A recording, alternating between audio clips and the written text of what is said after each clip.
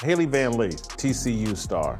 I think the 11th pick in the WNBA draft. She got drafted by the Chicago Sky. She used to be teammates with Angel Reese, who is the star. I wouldn't call her the best player on the Chicago Sky. She's the star of the Chicago Sky. People are gossiping that Van Lith wants nothing to do with playing with Angel Reese again. He transferred after 1 year at LSU. After being chosen 11th overall by the Chicago Sky, did Hailey Van Lith just make the worst first impression in WNBA draft history? Her reaction to seeing her old LSU classmate Angel Reese again was as excited as someone watching Reese make a layup. My goodness, the young lady out of TCU has been reunited with Angel Reese. Now, you may be like, well, what's the big deal there? Because she already got the hell away from her once. She escaped her once. And if that wasn't enough to make people take notice, she went on to insult Caitlin Clark live on TV. Is this the start of the most awkward rookie season we've ever witnessed? Will Van Lith really bring Reese and Clark fans together for a final agreement? We'll break it all down. Are you ready? Let's go. With the 11th pick in the 2025 WNBA draft, the Chicago Sky select Hailey Van Lith, Texas Christian University. When Hailey Van Lith's name was called with the 11th pick by the Chicago Sky, the cameras caught something completely different from the usual excitement, tears of joy, or victorious smiles we saw from other draftees. The 2025 WNBA draft was meant to be a night of celebration and new beginnings for every player selected.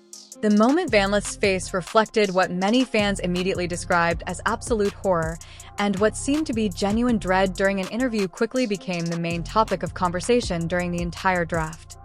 Ready. All right, thank you so much. Thank you. Okay, the facial expression did look a little, I guess, uneasy. While other players were embracing family members, pumping fists, and beaming with pride, the contrast could not have been more glaring. In real time, Van Lith appeared to be analyzing a nightmare. Even as she collected herself, viewers saw her genuine reaction rather than the staged response she hastily attempted to replace. The split second when the announcement was made, her eyes widened, her smile faltered, and a look of unmistakable dismay washed over her face. A post on social media that depicted Van Lith's response with the title, "Hailey Van Lith Smiling Through the Pain of Returning to Toxic Hell," garnered over 6 million views in a matter of minutes, indicating that followers instantly grasped the subtext. After all, this wasn't just any team choice. Rather, it was a forced reunion with Van Lith's old comrade Angel Reese, with whom he seemed to have a troubled past. Okay, good energy with Courtney Vandersloot. You can learn from her. You're paired back with Angel Reese. There's some good energy you can walk into in Chicago, right? Oh, I love that energy. We're ready. All right, thank you so much. Thank you. Her tight-lipped response to inquiries about rejoining Reese.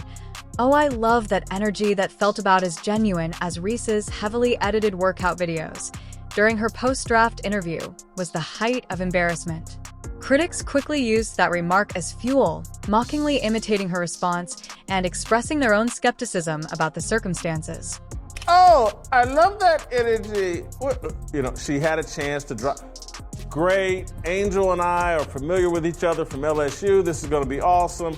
Just easy, natural comments to make. It's my understanding that every one of those teammates at LSU hated playing with Angel Reese. Reese turned to social media with a statement, "We ain't do it right the first time, let's run it back," while Van Lith appeared to be dreading the reunion. This stark contrast made the moment even more awkward. Depending on how you read it, the phrase could be interpreted as either blissfully ignorant or intentionally offensive. Her facial expressions, like you saw them coming in to the video, her facial expressions were like, the F just happened to me. The draft night incident abruptly brought to light the rumors that had been swirling around Van Lith's time at LSU. She had transferred from Louisville to play for the reigning national champions in 2024, but her performance had inexplicably declined. The star guard, who once averaged almost 20 points per game, saw her output drop to just 11.6 points along with. Look at this face. Look at this face. God bless her. I mean, the pain and anguish. That's not, I'm about to lose it and I'm happy to be drafted and all. No, let's not even go down that road. I think we all know better. When questioned about locker room problems during that season, LSU coach Kim Moy's previously enigmatic remarks now appeared to have new significance. Moi had menacingly said, "You always have to deal with locker room issues. That's just part of coaching. In 40 years, I can never think of a time where I didn't have to deal with issues. That's what coaches do. Sometimes y'all know about them and sometimes you don't. Sometimes you want to know more than you're entitled to know. I'm going to protect my players, always. They are more important. It's like a family, Scott. Let me ask you this. If you do some disciplining of your own children, do you think we're entitled to know that?" Issue, along with Reese's absence in the middle of the season and Van Lith's ultimate departure to TCU to get out of what many saw as a challenging circumstance. The puzzle pieces started to fit together. The draft night reaction was about more than just basketball. It was about professional autonomy and mental health. As Jason Whitlock noted, Van Lith has been open about her struggles with mental health. She has even sobbed on camera about how wonderful her time at TCU was. The Chicago pick felt like a cruel cosmic joke that forced her back into a setting she had purposefully left behind because her transfer to TCU had been an attempt to revitalize her career and find a healthier environment. That does not look like a girl that was excited to be selected where she was selected. And Jason, I think if I'm reading in between the lines, these two did not enjoy playing with each other the first time. So I don't know why either one of them would be excited to run it back. I think could there maybe, Jason, do I detect some potential jealousy maybe here between Angel Reese, who wants to be the central figure in every story that she's a part of, including the little feud, the beef between with her and Caitlin Clark? This circumstance presents awkward questions for the Chicago Sky. Will the tension between Van Lith and their parent franchise player, Angel Reese, undermine team cohesion before they've even set foot on the court together? The worries about team chemistry aren't just fan speculation anymore. They're clearly visible on Van Lith's face. Have they just drafted a player who already has serious chemistry issues with Reese? I think Hailey would be reluctant to re-engage with a narcissist who was on a WNBA team last year that instead of trying to win games and compete, you would see them at the end of games, hey, Angel needs to score 4 more points and it'll take her about 7 to 8 to 10 shots to get there. And so they would shut down everything they do and feed the ball to Angel Reese at the end of the game so she could keep her double-double streak alive. Long before Van Lith's face conveyed the entire tale, those team chemistry issues were documented in the statistical record.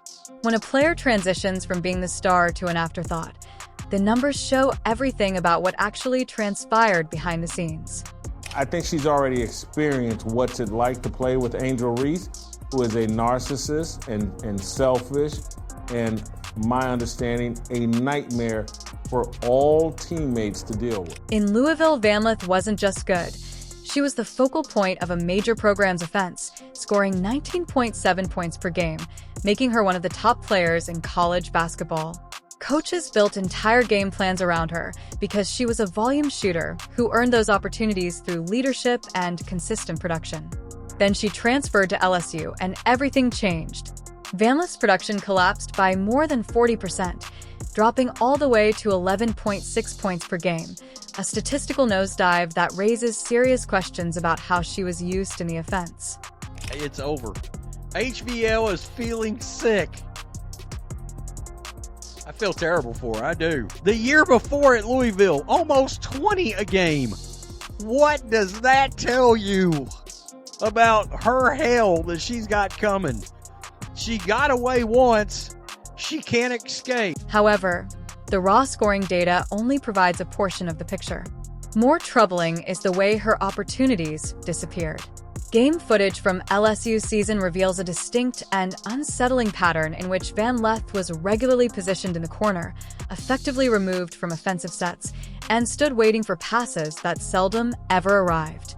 Angel Reese dominated offensive rebounds, shot attempts, and possessions.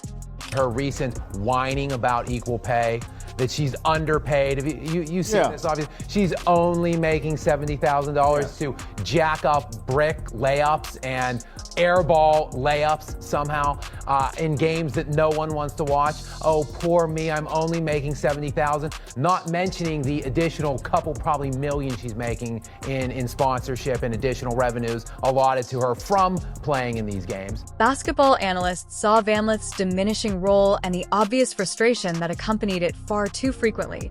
She was open for shots but ignored by teammates, creating a feedback loop where her contributions became increasingly marginalized. This didn't seem to be just bad luck or a poor fit. Just as LSU's plays appeared to be intended to boost Reese's statistical profile, the offensive plan at LSU echoed concerning reports regarding priorities within the Chicago Sky system from the previous season. According to reports, Teresa Weatherspoon lost her job as coach of the Sky in part because of an offense that was more concerned with preserving Reese's double-double streak than with maximizing team performance. According to league sources, Weatherspoon had lost the locker room because of a culture that catered to the needs of a few players. Dear Lord. Think about the implications for Van Lith's growth. A player who excelled as a primary option was abruptly demoted to a supporting role that did not capitalize on her abilities. Her shooting percentages declined. Wayne noticed that she lost confidence, and the player who used to dominate the Louisville court was nearly unrecognizable. This is the very definition of stat padding. You are down by 22 points, and you've got the Fever's bench player, bench player, bench player, bench player, bench player, playing against bench player, bench player, bench player, bench player, starter, just so that she can get her double-double. The most for a rookie in a single season. She's going for it, dribbling off the drive, spins, it is good. 23 triple doubles on the season. Another rookie record for Reese. The practice of benching teammates in favor of Reese's statistical accomplishments raises valid concerns about what Chicago will bring. Will history repeat itself, or will Van Lith once more find herself standing in corners as plays go through Ree?